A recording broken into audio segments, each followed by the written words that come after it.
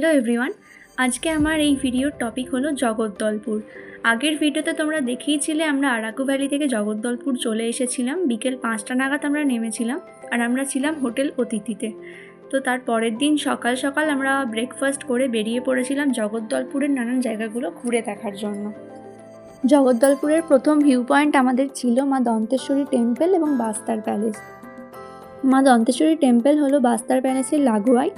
আসল দন্তেশ্বরী টেম্পলটা অনেকটা দূরের রাস্তা, তাই ওটা যেতে গেলে আমাদের প্রায় একটা দিন লাগতো হাতে, কিন্তু আমাদের হাতে সময় যেহেতু খুবই কম ছিল ওটা আর সম্ভব হয়ে ওঠেনি।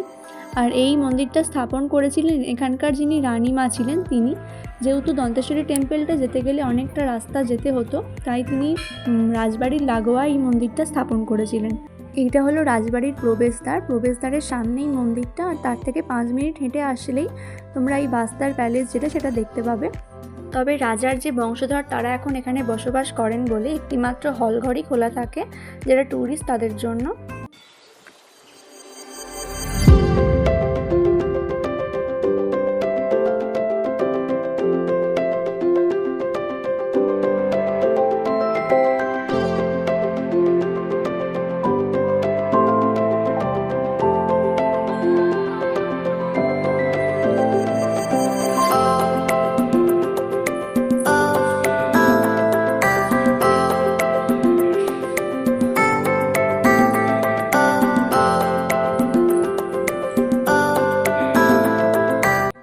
তো ওখান থেকে বেরিয়ে আমরা চলে গিয়েছিলাম তিরথগড় ওয়াটারফলস দেখার জন্য। এখানের রাস্তাটা খুবই সুন্দর ছিল, দেখতেই পাচ্ছ তোমরা। ওয়াটারফলস দেখার জন্য প্রথমে টিকিট কাটতে হবে, তারপরে ওখানে অনেক ধরনের ছোট ছোট দোকান আছে শপিং করার জন্য, বেশ অনেক রকম জিনিস পাওয়া যায়। আর সব থেকে যেটা ভালো ব্যাপার সেটা হলো ওখানে দেশি মুরগির মাংস পাওয়া যায়, মানে একদম আসল, দারুণভাবে করে ওরা। আর ফলসটা দেখো তোমরা, শুধু একদম ঘন জঙ্গলের মধ্যে, যেন মনে হচ্ছে কোনো প্রাসাদ ভেঙে বা রাজবাড়ি ভেঙে জলটা পড়ছে।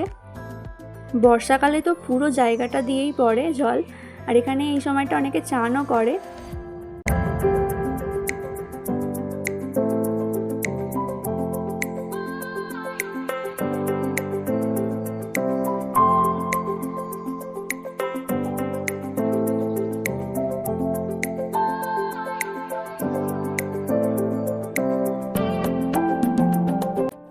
সিঁড়ি দিয়ে কিছুটা ওপরে ওঠার পরে একটা ছোট্ট কয়েকটা মন্দিরও আছে যেখানে ওনারা নিত্য পুজো করেন।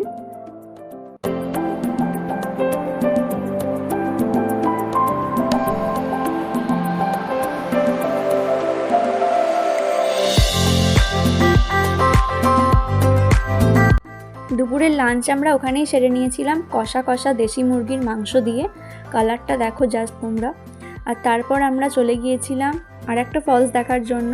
আমরা আছি চিত্রধারা জলপ্রপাতে। এই যে ফলস, আমাদের 50 টাকা খরচ করে আমরা ফলস দেখছি। এর থেকে আমাদের ন্যাশনাল প্লেসের পুকুরে বেশি জল আছে। এই যে ফলস, ওই যে পাইপ দিয়ে ফলস করছে। এত বড় ফলস আমি অনেক ঘুরেছি, কিন্তু এত বড় ফলস আমি কোনোদিন দেখিনি। এরকম বড় ফলস এর থেকে একদম ফাঁকা জায়গা, পুরো রাস্তাটায় আমরা এলাম, একটাও গাড়ি নেই, আমাদের গাড়িটাই শুধু আসছে। কিন্তু রাস্তাটা খুবই সুন্দর, জায়গাটাও বেশ ভালো, আবহাওয়াটা খুবই মনোরম, একদম গরমও নেই আবার ঠান্ডাটাও অতিরিক্ত নেই। এরপর আমরা দেখেছিলাম বিষ্ণু টেম্পল। এটা অনেক বছরের পুরনো একটা মন্দির, বিশেষ কেউ যায়ও না এখানে, ট্যুরিস্টও খুবই কম এখানটায়, অনেকে জানেনই না জায়গাটা, কিন্তু অসম্ভব সুন্দর। আর ভেতরটা তোমরা দেখতেই পাচ্ছ, অনেক পুরনো কারুকার্য করা। ভগবান বিষ্ণুর পুজো এখানে হয়, আর একদম ভেতরটা অন্ধকার, পুরো টর্চ দিয়ে দেখতে হচ্ছিল আমাদের।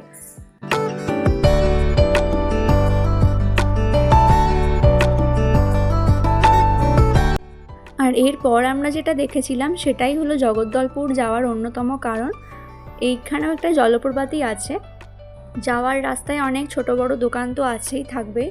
তো এখানে অনেক রকমের ধুনো বিক্রি হয়, বেশ ধুনোগুলো অথেন্টিক, বেতের তৈরি করা অনেক রকমের জিনিসপত্র কারুকার্য করা বিক্রি হয় এখানে।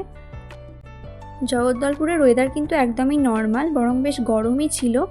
আমরা হেঁটে হেঁটে আসছিলাম যখন, বেশ ভালোই গরমই লাগছিল। আর এই হলো সেই জলপ্রপাত যার জন্য সবাই আসে জগদ্দলপুর।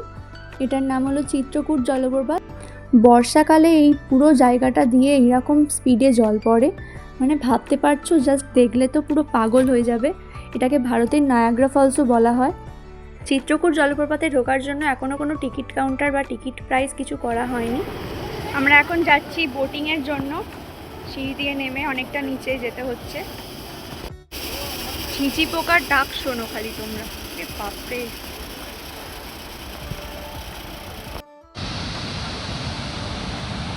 এই যে আমরা এসে গেছি বোটিংয়ের কাছাকাছি। এখনও টিকিট কাটা হয়নি। বোটিংয়ে ওঠার সময় টিকিট মনে হয় কাটতে হয়, কোথাও তো টিকিট কাউন্টার দেখতে পেলাম না।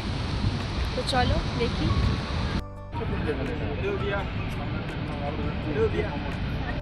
চিত্রকূটে গিয়ে বোটিং এক্সপিরিয়েন্সটা সবার করা উচিত। অসম্ভব সুন্দর লাগে যখন ওখানটা দিয়ে ঘোরায় নৌকাটা। অবশ্যই লাইফ জ্যাকেট পরে তবেই উঠতে হবে নৌকাতে, কারণ প্রচণ্ড স্রোত এখানটাতে।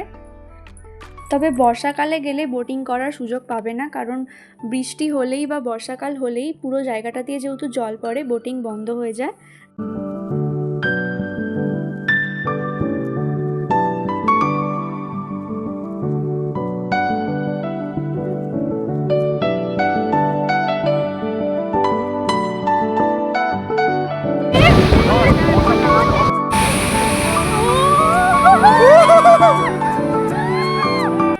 নৌকা চেপে মারাত্মক সুন্দর এখানটা। যাবা